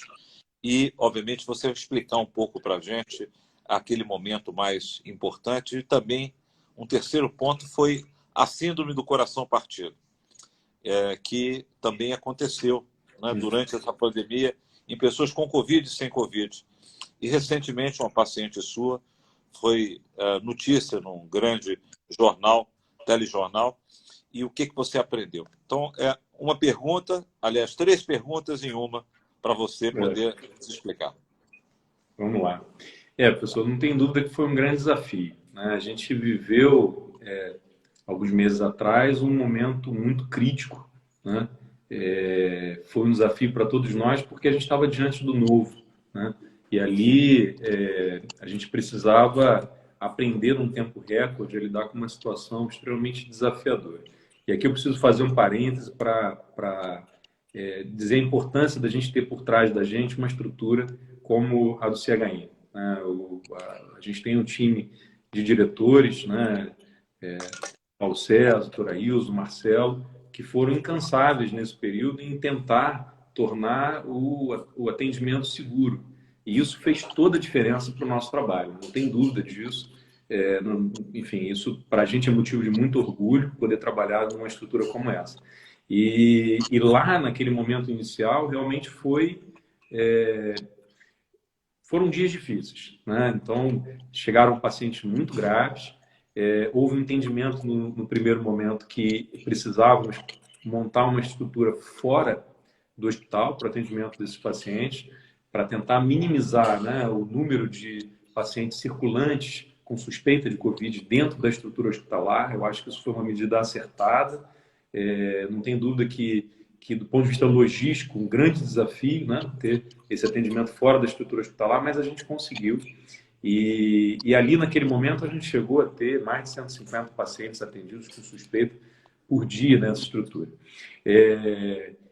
Sem dúvida, ali a gente entendeu que a gente estava diante de uma doença extremamente desafiadora, mas eu não tenho dúvida que vieram lições muito importantes, né? O time se fortaleceu como nunca, se uniu como nunca, né? E dali a gente tirou... a gente conseguiu acelerar uma série de processos que a gente já entendia que eram importantes. O professor costuma sempre dizer isso para a gente, né? O Covid, a pandemia, acelerou a nossa linha do tempo, né? O nosso tempo. E foi o que aconteceu, né? Ali a gente precisou fazer um treinamento em tempo recorde, né? Então, usamos manequim, usamos laringoscópios com vídeo, tivemos uma ajuda muito grande do Hélio, responsável pelo atendimento do trauma no hospital, que também faz esse treinamento, né, com realidade virtual em outra estrutura. Então, foi ali um momento de grande desafio. E de lá para cá, muita coisa mudou, né? A gente sabe, sem dúvida, que a gente pode afirmar que a gente está diante de um novo momento, né? Os pacientes reduziram. Hoje a gente tem um número constante, muito menor de atendimentos. A pandemia, ela não acabou. Isso é fundamental a gente deixar claro. A gente precisa manter o cuidado, manter a guarda alta, isso é muito importante, né? Não só dentro do hospital, como fora dele. Mas, naquele momento, o hospital entendeu que ele precisava ser separado em zonas, né? E as zonas de atendimento, elas eram separadas por cores, o que facilitava muito o entendimento, não só dos colaboradores, como dos pacientes que frequentaram a nossa unidade. A emergência cardiovascular, ela ficou numa zona considerada verde, o que não significa que é uma zona que a gente não precisa ter cuidado, pelo contrário, o cuidado ali é ainda maior, porque a gente precisa assegurar, né, garantir a segurança dos pacientes que estão ali. Hoje não dá para eu falar em qualidade de atendimento sem falar em segurança, né? E dentre os principais pontos de segurança, né, a gente sabe, já publicado pela OMS, quais são os pilares da segurança, né, dentro de uma estrutura hospitalar, e um dos pilares é garantir que o paciente não venha ter infecção relacionada ao cuidado, né? Sem dúvida, esse é um pilar que a gente fortaleceu muito nessa época. E aí, ter por trás uma estrutura de um hospital acreditado, né, que já passou por diversos processos de acreditação internacional canadense, a ONA, a certificação das emergências. A gente foi o primeiro hospital a ter o selo de distinção das emergências. Isso foi um grande ganho, e tivemos aí o Alex à frente, o Alex, o chefe da emergência geral, à frente, né, desse processo. Isso tudo trouxe para a gente muito aprendizado, né? Bem, ali naquele momento a gente entendeu que a unidade cardiovascular, né, a emergência cardiovascular, era capaz de atender aqueles pacientes, inclusive imunossuprimidos, né? Então, passamos a atender aqueles pacientes oncológicos que estavam em quimioterapia, os neurológicos. A gente abraçou esse grupo de pacientes para tentar garantir a eles segurança, né? E esse aprendizado ele continua, né? É um grande desafio. A nossa emergência ela tem um leito de isolamento respiratório. A primeira barreira é a triagem. Então, eu não posso aqui deixar de enaltecer o trabalho da enfermagem. Os enfermeiros tiveram um grande desafio em entender como que funcionava, né, essa separação do atendimento. O nosso hospital tem uma triagem muito forte, né, e a gente tem um trabalho, né, nos últimos anos de criação de um protocolo próprio de triagem, e elas tiveram que aprender, né, eles tiveram que aprender como lidar com esse novo momento, né? Então, depois daquela primeira barreira, que era a triagem, a gente tinha a barreira do próprio atendimento. Por quê? O Covid, a gente sabe que tem múltiplas formas de apresentação. Então, para a gente garantir ainda mais a segurança, na unidade de cardiovascular, a gente tem um leito de isolamento respiratório, né? Ali com pressão negativa. Então, se porventura o paciente não tivesse sido identificado no primeiro momento, ele era rapidamente alocado no leito de isolamento respiratório e transferido para as unidades de atendimento ao Covid. Então, foi isso que a gente fez. É sabido, né, que, infelizmente, durante a pandemia, a gente teve um aumento aí de 50% na mortalidade por doenças cardiovasculares.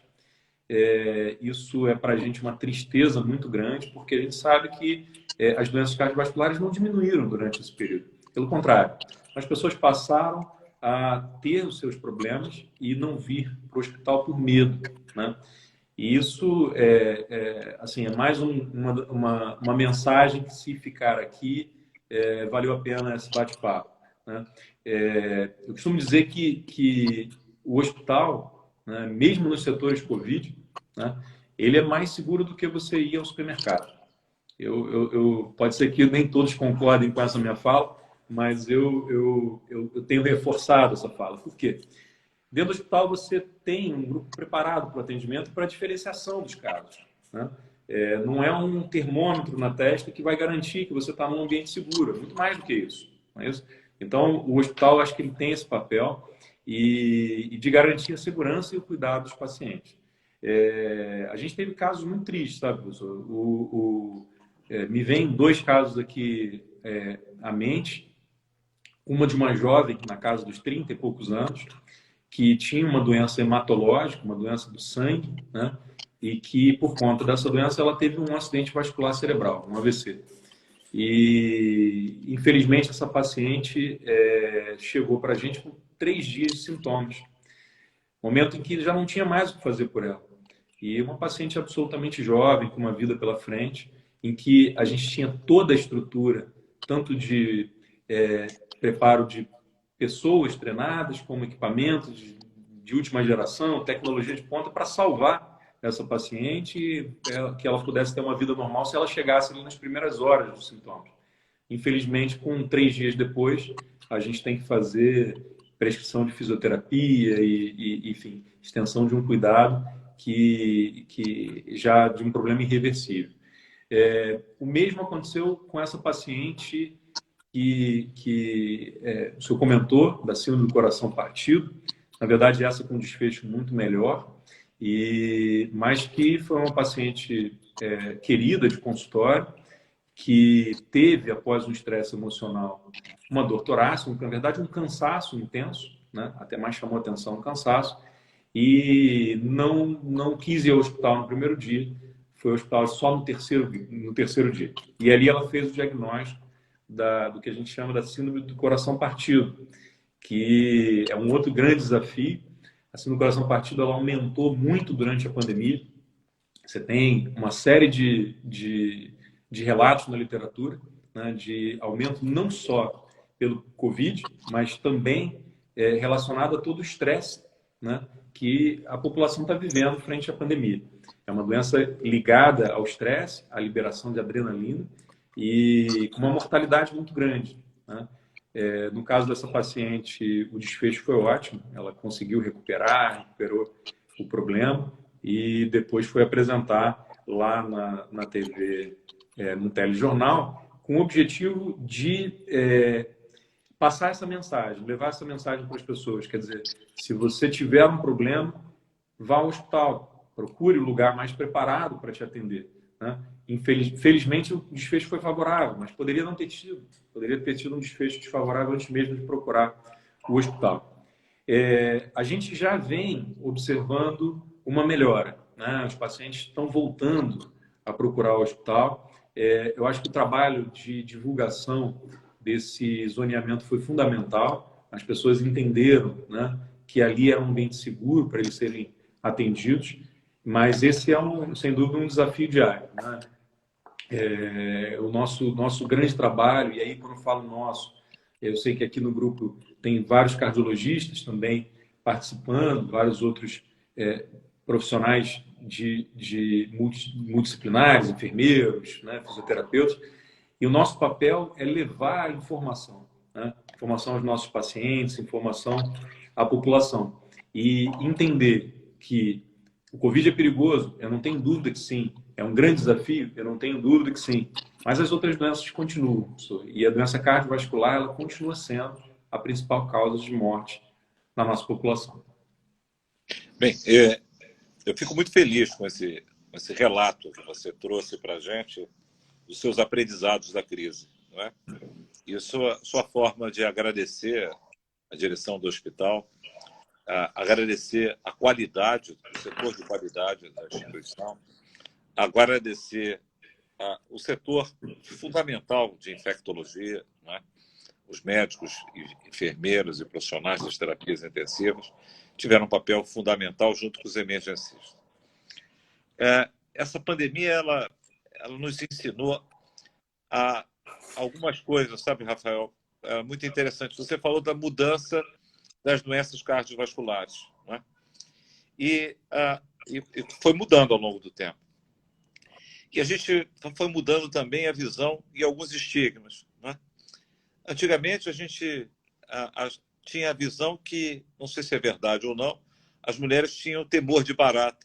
E eu vi nessa pandemia as mulheres corajosamente, médicas, enfermeiras, fisioterapeutas, esmagando o vírus, né?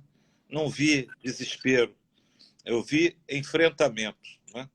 Foi, assim, uma grande transformação das lideranças femininas na saúde, né?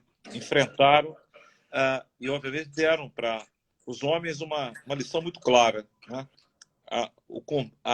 O enfrentamento a favor do paciente. Então, saúdo a Kátia, Joelma, a Nájila, a Márcia, né?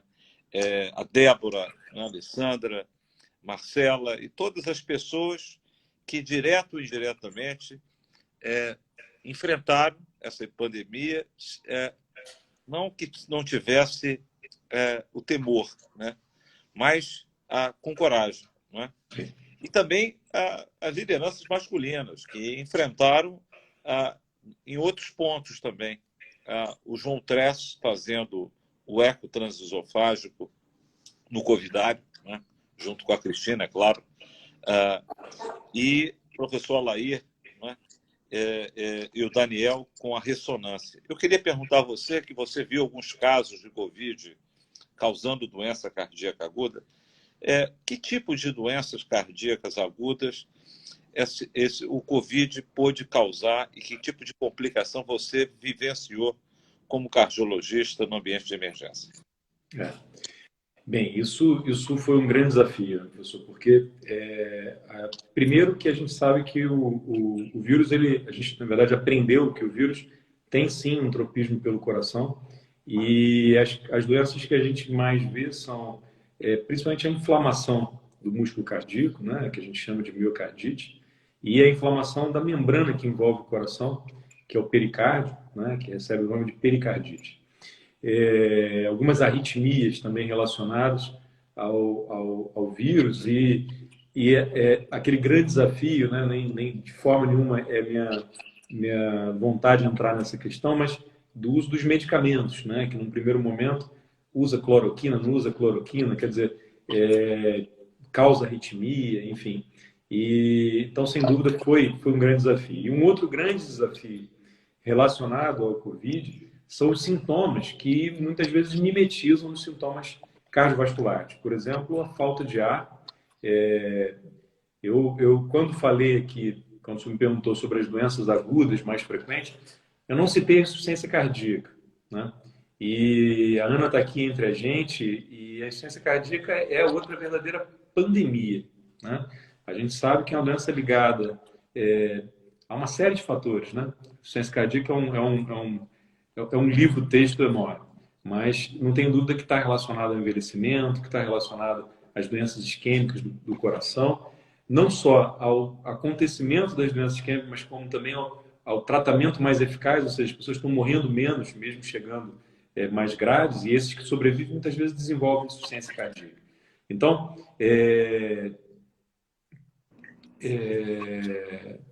estou vendo aqui uma frase que me chamou a atenção aqui no comentário. Mas a insuficiência cardíaca, a manifestação, muitas vezes é falta de ar, né? E na maioria das vezes, quando esse paciente chega para a gente, é com falta de ar. E a grande dificuldade era justamente separar qual paciente que estava com falta de ar, que, né, era suspeita de Covid, daqueles que não eram suspeitos de Covid. E aí o hospital foi pioneiro ao conseguir para a gente o teste rápido, né? O SWAB, o teste rápido, para que a gente pudesse, depois do atendimento desse paciente, definir de uma maneira mais rápida a alocação, né? Então, aonde que eu vou internar esse paciente? É no CTI de doenças respiratórias, né, de pacientes com suspeita de Covid, ou vai ser no CTI cardiológico? E essa é uma decisão extremamente sensível, extremamente delicada, né? E aí o que acontece? Esse primeiro atendimento dos pacientes com suspeita de Covid eram feitos em uma área específica, né, com toda a paramentação adequada, justamente para a segurança do paciente, de toda a equipe. E o nosso cardiologista, né, ele se paramentava e ia até essa área para diferenciar, né? Então, se a gente estava diante ali de um caso de insuficiência cardíaca, de uma suspeita de infecção por coronavírus, ou mesmo os dois, como o Léo colocou aqui no comentário, muito bem colocado, a gente pegou muito paciente com inflamação do músculo cardíaco, levando a uma grande dilatação, né, grande disfunção, né, e do coração, quer dizer, uma dificuldade na capacidade de contrair, né, o coração, que é causa também de insuficiência cardíaca. Então, há uma sobreposição, sem dúvida, das duas doenças, e eu acho que a organização do hospital em setores, né, o hospital é um hospital que ocupa praticamente um quarteirão inteiro, né? Então, ali a gente conseguiu separar em setores os pacientes suspeitos daqueles não suspeitos e alocar de uma maneira mais segura. Então, acho que em relação ao Covid, esse é um dos aprendizados, né? E um outro grande aprendizado que vem é que, na verdade, a gente precisa acompanhar esses pacientes. Os pacientes que tiveram Covid, né, eu não tenho dúvida que eles têm um risco aumentado, né, de desenvolver complicações cardíacas ao longo dos próximos meses, anos, quem sabe. Na verdade, isso é uma hipótese que a gente tem, é uma suposição, mas esses pacientes precisam sim ser acompanhados. E aí é o termo cardiovigilância, né, que eu sempre tanto falo. Né? Cardiovigilância é uma área nova da cardiologia que a gente precisa trabalhar, precisa fortalecer e amadurecer. né? E o papel da emergência cardiovascular nessa cardiovigilância, a gente entende que é fundamental, né? A gente teve um papel, mudando um pouquinho de assunto, mas falando em relação a esse papel nosso na comunidade, né? O ano passado, antes da pandemia, a gente teve uma ação que não tem dúvida que a emergência cardiológica se orgulha muito, né? Que foi a implantação dos desfibriladores na comunidade, né? Então, a gente fez treinamento em grandes instituições. Então, por exemplo, a padaria Beira-Mar, que é uma padaria grande na nossa cidade, central. Hoje ela tem um desfibrilador e tem sua equipe treinada para o atendimento. Então, a gente entende hoje que o nosso papel, o papel da emergência cardiovascular, ele vai além do atendimento da dor no peito, sabe, pessoal? Acho que isso é uma das grandes mensagens que a gente precisa passar. O atendimento da dor no peito é importante, eu não tenho dúvida. A Márcia está aqui comentando e ela é uma grande líder, né, na emergência cardiovascular. Eu digo que eu aprendo diariamente a emergência cardiológica com ela e ela está ali à frente do atendimento personalizado da dor torácica. Mas nosso papel, a gente estava conversando essa semana com a própria Márcia, ele vai além disso, né, professor? Ele vai em expandir ali o diagnóstico diferencial, em estar fazendo detecção precoce de sintomas na comunidade. Então, por exemplo, hoje a gente fala muito em smartwatch, né? Então, tem lá o Apple Watch, por exemplo, que faz eletrocardiograma, sem fazer nenhuma propaganda aqui, mas a gente não ganha nada por isso. Mas quem ganha, sem dúvida, é o paciente, né? Então, hoje a Nájila vem estudando essa tecnologia e, muito em breve, eu não tenho dúvida que a gente vai estar monitorando esses pacientes à distância, né? Fazendo diagnóstico precoce, né? Oferecendo à população o acesso ao desfibrilador na comunidade. Então, hoje a gente já tem em 2 grandes academias, num clube. Muito em breve, a gente espera poder ter em lugares de maior circulação ainda, como as barcas, como o terminal rodoviário. É um sonho, aqui eu estou compartilhando um sonho, mas que eu não tenho dúvida que é um sonho possível, né? Mas ele só é possível a partir do momento que a gente entende que o nosso papel vai além do atendimento do paciente na fase hiperaguda, né? Para isso, a gente, sem dúvida, tem o time certo, né? O time preparado e, sem dúvida, a emergência pautada em segurança. Eu acho que esse é o grande mantra nosso, né? Mas esse papel que vai além, que vai na comunidade, que atua na comunidade, que atua em prevenção, em treinamento, em detecção precoce, acho que é o grande desafio aí da próxima década, se assim a gente pode dizer. Bem, nós estamos caminhando para os últimos 15 minutos, né? Seguramente foi muito rico o que você trouxe aqui, né? E pautou, né? Trazendo aquilo que aprendeu na pandemia. Todos nós, médicos, tivemos que aprender a tolerar a incerteza e valorizar a incerteza, né?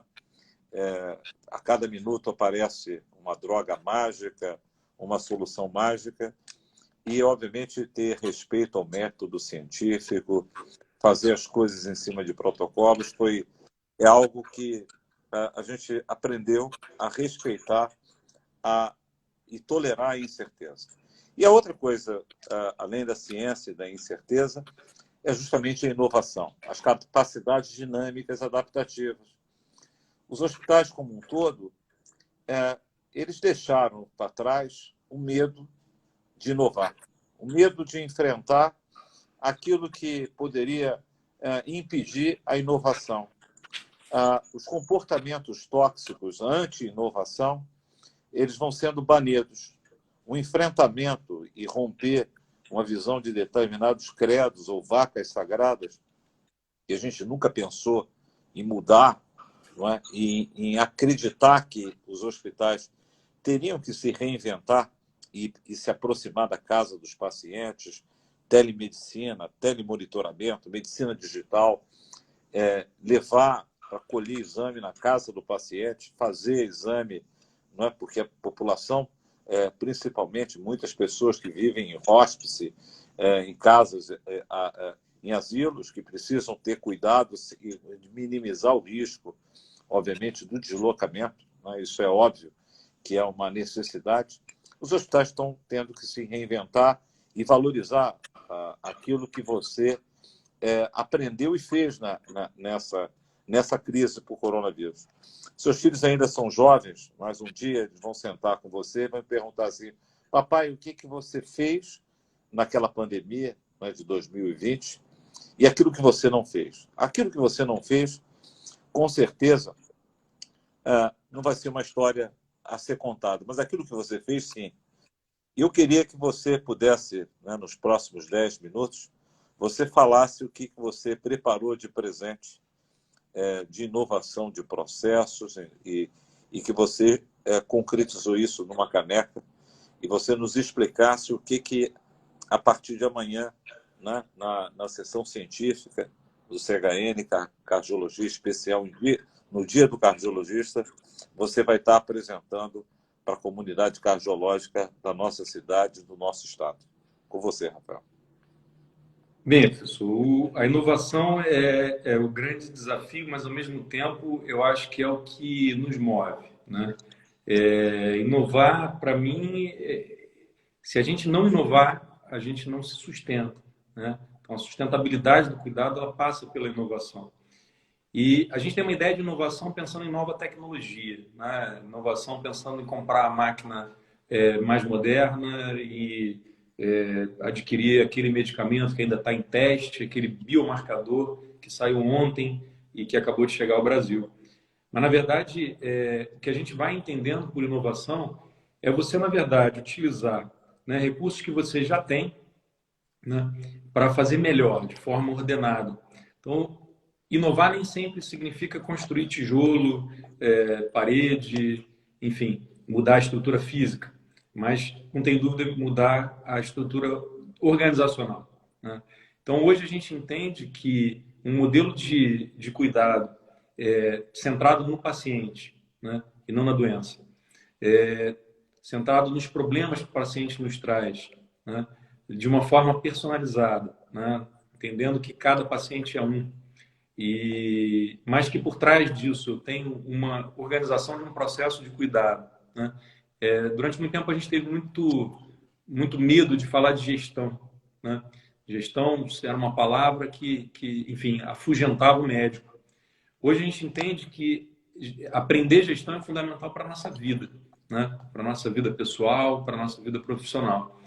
E foi fazendo gestão que a gente aprendeu que acompanhar os indicadores, acompanhar o desfecho daquilo que a gente faz, né, é o que vai fazer a diferença.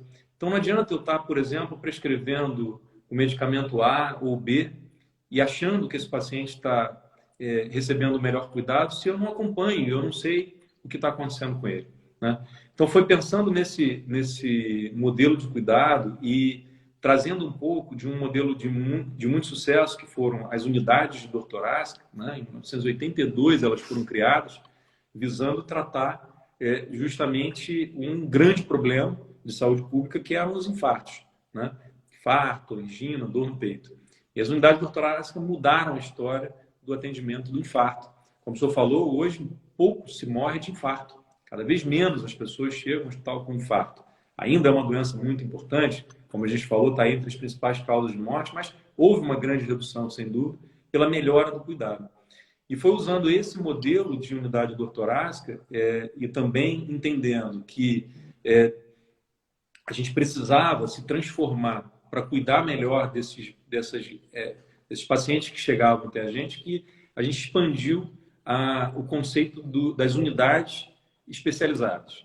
Então, hoje, eu não vou me ater a fundo nisso, mas amanhã, no dia do cardiologista e um dia que a SBC comemora seu aniversário, a gente vai lançar essa que vai ser, eu trouxe aqui o modelo, né, que vai ser a caneca da nova emergência cardiológica, e aqui mostrando o grupo de unidades, bem, em que cada unidade tem o seu protocolo estabelecido, tem o seu processo estabelecido.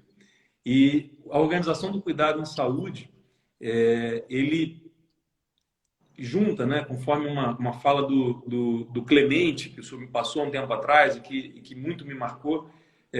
A inovação ela junta pessoas especializadas com processos bem definidos e bem trabalhados, organizados, com acesso à tecnologia.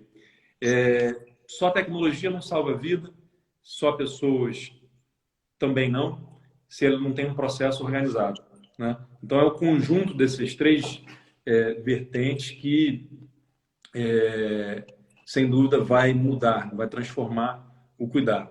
Então, é isso, pessoal. A gente vem trabalhando nesse conceito. Eu não tenho dúvida que algumas unidades são mais maduras do que outras. A unidade doutorásica, com a Márcia à frente há muitos anos e ditando esse cuidado, é uma unidade absolutamente madura.